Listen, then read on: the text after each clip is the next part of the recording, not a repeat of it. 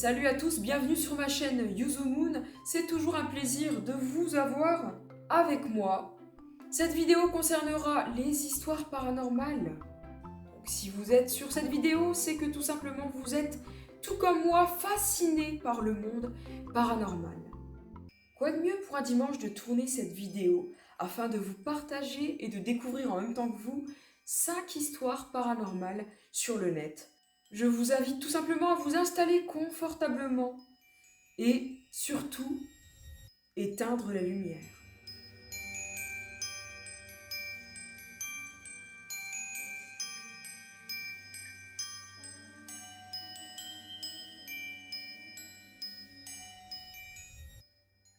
Nous allons découvrir ensemble la première histoire qui s'intitule « Un patient invisible ». J'ai travaillé autrefois pour un service d'ambulance dont un des véhicules était hanté. Beaucoup d'infirmiers racontaient des histoires sur l'ambulance numéro 12. Mais je n'étais pas particulièrement intéressée par le paranormal jusqu'au jour où j'ai moi-même connu une expérience de ce genre. Ma collègue et moi travaillions dans une communauté rurale. Il était 3 heures du matin, il faisait noir et tout était silencieux. Nous nous endormions. J'étais assis sur le siège du conducteur et elle côté passager. Réveillée par une voix étouffée, j'ai cru que ma collègue me parlait. Je lui ai dit que j'essayais de dormir et j'ai refermé les yeux. J'ai alors distinctement entendu une voix masculine dire « Oh mon Dieu, suis-je en train de mourir ?» Puis une forte respiration pendant quelques secondes. Ma collègue et moi, nous sommes redressés et avons regardé dans le compartiment des patients d'où semblait venir la voix. Tout est resté calme quelques secondes, puis nous avons entendu le clic d'un régulateur de bouteille d'oxygène et un sifflement, comme si elle fuyait. J'ai allumé et nous sommes sortis de l'ambulance. Est-ce qu'un passager était monté dans notre véhicule pendant notre sommeil ? Nous avons ouvert les portes arrière et il n'y avait personne. Aucune bouteille d'oxygène n'était ouverte. Nous n'avons pas beaucoup dormi après cela. Que penser de cette histoire ? Un patient invisible. Je pense que vous avez suivi l'histoire, hein. Il était quand même 3 heures du matin quand les infirmières ont décidé de piquer un petit somme dans l'ambulance numéro 12 qui, je vous le rappelle, était, paraît-il, hantée. Qu'est-ce que je pense de cette histoire ? On peut se dire qu'il était 3 heures du matin, qu'elles avaient la tête dans le cucurbitacé et que du coup, durant leur sommeil, qui était un peu perturbé, elles ont pu s'imaginer une certaine voix. Ça, c'est un avis qui est le plus crédible. Mais, étant donné que le monde paranormal, pour ma part, existe, il ne faut pas oublier qu'apparemment, il y avait déjà une certaine rumeur par rapport à l'ambulance numéro 12 qui tournait autour d'histoires d'un certain patient qui entrait les lieux. Si j'étais à la place de cette personne et qu'il me serait arrivé la même chose, j'aurais certainement cru à une histoire paranormale également. Mais ça, c'est propre à chacun. On n'a pas tous le même avis. Donc, cette histoire m'a pas vraiment effrayée. On va passer à la seconde histoire. C'est parti.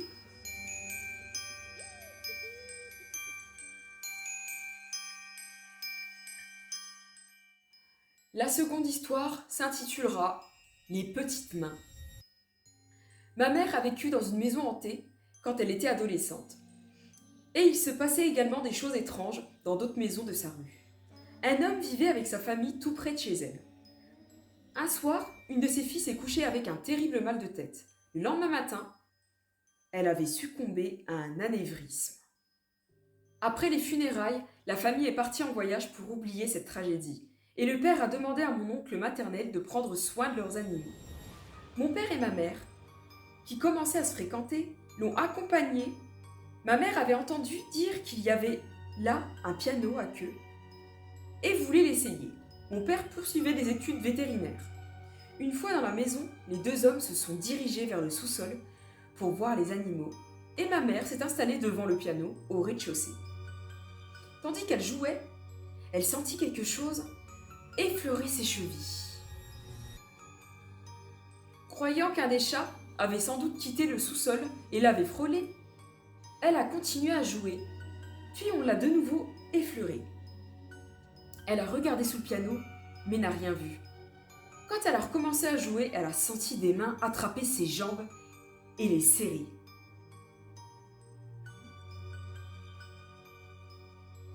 Elle s'est précipitée vers le sous-sol et a appelé mon père et mon oncle. Quand elle a raconté tout ce qui s'est passé, mon oncle a blêmi.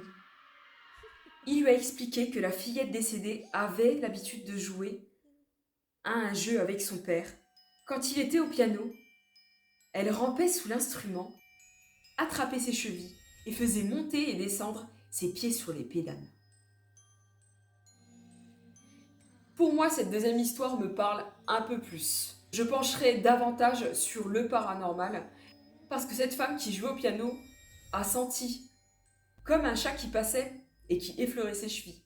Ensuite, elle a ressenti la même chose la deuxième fois et là, elle a commencé à regarder. Elle a rien vu du tout. Ok, bon. Jusqu'à là, on peut se dire, bon, c'est pas quelque chose de paranormal. Mais la troisième fois, elle ressent quand même des petites mains qui lui serrent les chevilles. Pour moi, ça peut être que une histoire vraie, tout en sachant qu'elle n'était au courant absolument de rien du tout.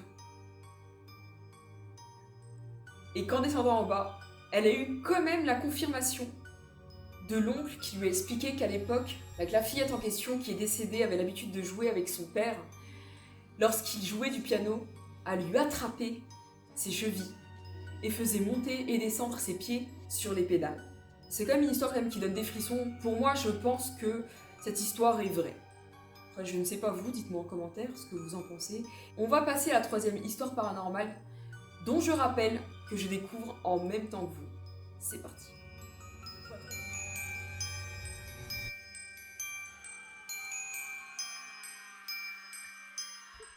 Pour la troisième histoire, le titre sera « Un grenier inquiétant ».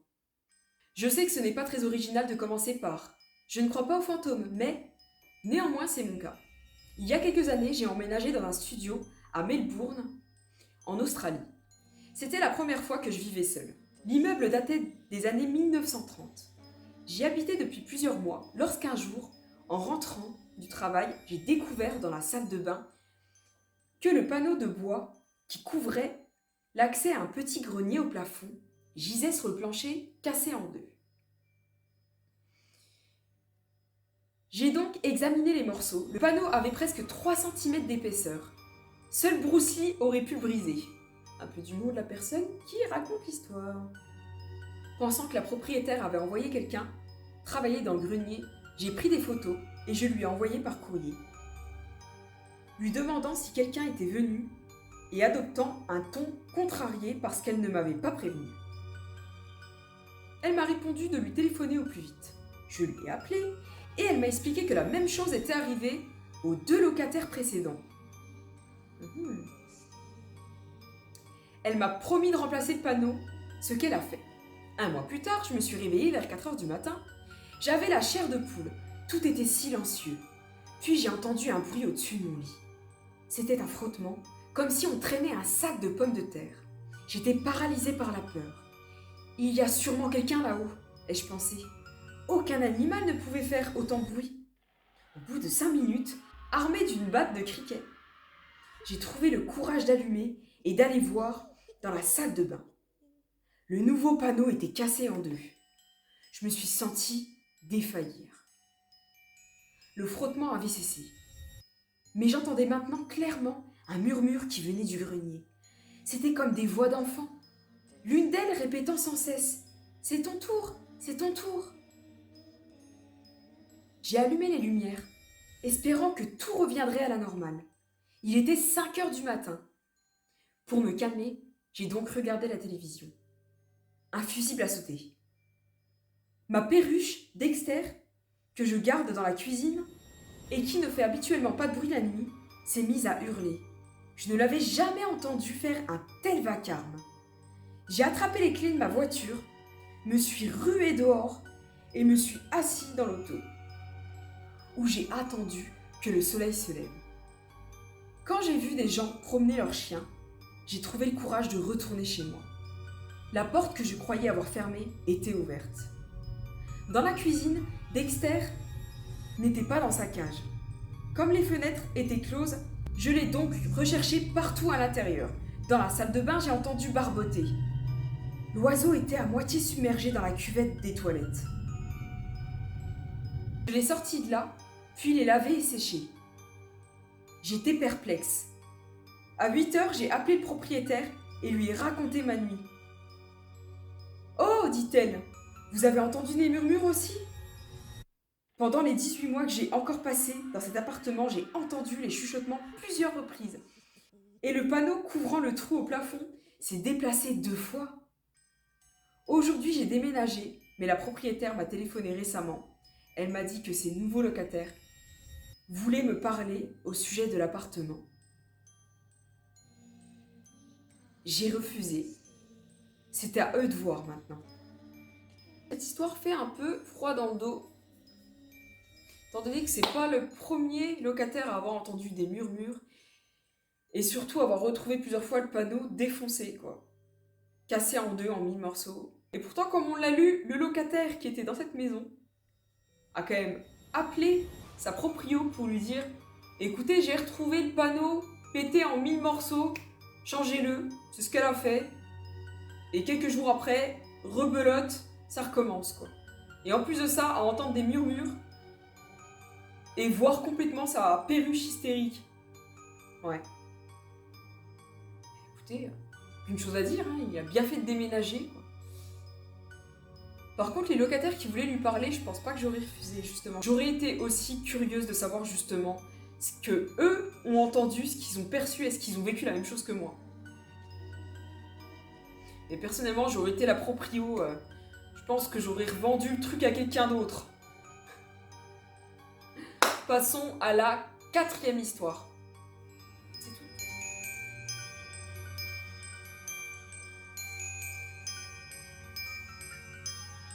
C'est tout de suite. C'est tout de suite. Mais oui, moi savoir parler, c'est tout de suite. C'est... Oh là là, je vais y arriver. Blablabla. C'est une toute petite histoire pour la 4e. Et cette histoire s'intitule « Un fantôme malicieux ». Pendant des années, ma voisine Diane et moi avons vécu avec un fantôme farceur. Nous l'appelions Billy. En revenant à la maison, je trouvais des objets dans des endroits curieux. Du lait dans un placard, du papier hygiénique dans le réfrigérateur, du détergent pour lessive dans la baignoire. Un jour, Diane a demandé à Billy s'il était là. Parce qu'elle ne trouvait pas le lait, il était en fait posé sur l'escalier à l'arrière de la maison. Ça pourrait être un farceur, c'est un farceur. Et le sucre? Chaque matin, mon sucrier était vide. Quand j'en avais assez, je pointais la maison voisine et criais « Va voir Diane !» 5 minutes plus tard, elle me téléphonait et me disait « Merci beaucoup !» parce qu'à elle aussi, il était parti lui jouer de mauvais tours. Cela s'est poursuivi pendant 2 années où nous avons vécu à cet endroit. Personne ne nous croyait. Pas même nos maris. Ma mère pensait qu'un voleur venait quand nous dormions ou étions sortis. N'ai jamais trouvé d'explication. Bon, déjà pour commencer, c'est vrai que c'est un sacré farceur ce Billy. Mais déjà là-bas, j'ai pas compris pourquoi ils lui ont passé un prénom et en plus Billy. Mais bon, ça la limite, tout s'en fout, c'est pas tellement important. Cette histoire m'a pas trop effrayé, hein, personnellement. Je sais pas vous, mais voilà. En plus, je les découvre en même temps que vous, donc du coup, prochaine fois, je pense que je vais les sélectionner. Hein. Et la maman qui pense qu'un voleur venait leur rendre visite pendant leur sommeil. Personnellement, un voleur qui s'amuserait à cacher le lait dans un placard, bon bah à la limite, ouais, bah tout c'est logique le lait dans un placard. Enfin, à part quand il est commencé, évidemment. Et du papier hygiénique dans le réfrigérateur, j'ai envie de dire, le voleur, je pense qu'il n'aurait pas que ça à foutre. Bon ben, écoutez, hein, next pour la dernière histoire. C'est parti, 5e histoire.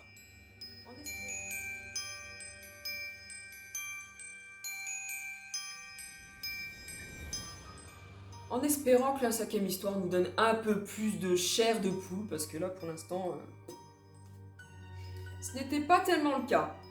Cette 5e histoire va s'intituler « Le garçon sans yeux ». Une nuit, quand j'avais 10 ans, j'ai été réveillée par quelqu'un qui a ouvert la porte de ma chambre et s'est assis sur mon lit. J'ai senti qu'on effleurait ma jambe et que le matelas s'enfonçait sous le poids d'une personne. Croyant que c'était ma mère, j'ai ouvert les yeux et j'ai vu un garçon sans yeux. Il avait des orbites noires à la place. À peu près de mon âge, assis au bout de mon lit. Il m'a tendu une main dans laquelle se trouvait une petite boîte. Je l'ai touché malgré ma terreur. Il a reculé. Je l'ai touché à nouveau et dit « Donne-moi ça !» Puis j'ai fermé les yeux et quand je les ai réouverts, il n'était plus là. Mais il y avait toujours son empreinte sur mon lit. 5 ans plus tard, ma petite amie est venue faire ses devoirs. Après avoir terminé, elle avait fait une sieste en attendant ses parents. Quand ils sont arrivés, j'ai essayé de la réveiller. Elle a brusquement ouvert les yeux, fixant le coin du mur et du plafond. Elle a montré l'endroit du doigt, puis s'est rendormie. Je l'ai secouée de nouveau, et quand elle est complètement revenue à elle, je lui ai expliqué ce qu'elle venait de faire. Sur le mur, j'ai vu un petit garçon qui n'avait pas d'yeux, m'a-t-elle expliqué. Il se tenait à la manière de Spider-Man et me regardait. Effrayée, je lui ai raconté ma propre histoire au sujet de ce garçon il y a 5 ans de cela. 5 autres années se sont écoulées, j'avais la même petite amie et nous avions un petit bambin de 2 ans. Nous vivions dans la maison de mes parents. Dans mon ancienne chambre, ma fille commençait à se réveiller chaque nuit à la même heure et se mettait à parler. Après un certain temps, j'ai remarqué qu'elle semblait tenir à peu près la même conversation à chaque fois. L'air de rien, je lui ai demandé à qui elle s'adressait. C'est un petit garçon, il est gentil, il est perdu et il cherche sa maman. Ces conversations se sont poursuivies jusqu'à ce que nous ayons notre propre maison quelques mois plus tard. Cette histoire, à la limite, elle paraît un peu plus paranormale, effectivement, vu que ça suit les personnes qui se trouvent dans la même pièce, en fait. 5 années plus tard, ils sont écoulés, ils ont décidé d'habiter dans la maison des parents du jeune homme en question, qui était avec sa petite amie, et ils ont une fille de 2 ans. Elle aussi avait cette chambre, qui voyait à son tour le petit garçon de 10 ans, sans yeux. Déjà, pour commencer, moi, personnellement, je me serais barrée. Après, comme vous avez découvert, comme vous l'avez découvert en même temps que moi, l'histoire se termine bien, vu qu'il dégage de cette maison. Et personnellement, quelle idée de mettre une petite fille, mon enfant, jamais je l'aurais mise dans cette chambre-là, en fait. Déjà, à la base, je n'aurais jamais reprise la maison. Même si cette maison a une histoire, c'est forcément, tu grandis là-dedans, etc. Mais j'aurais pas repris cette maison. Ou alors, je l'aurais exorcisée comme Jaja, quoi. J'espère honnêtement trouver des histoires bien plus effrayantes. Dites-moi en commentaire ce que vous avez pensé de ces histoires. En tout cas, ça m'a fait tout de même plaisir de les partager avec vous et surtout les découvrir avec vous. En attendant, pour de prochaines histoires paranormales, je vous invite, si ce n'est pas fait, à vous abonner, à commenter, à liker, à activer la cloche rouge et à me retrouver pour de nouvelles histoires paranormales et surtout de nouvelles vidéos sur ma chaîne Yuzomu. N'oubliez pas d'allumer vos lumières cette fois-ci. Et surtout, un paquet d'encens dans toutes les pièces. Je vous fais des gros bisous et je vous dis à bientôt. Ciao ciao!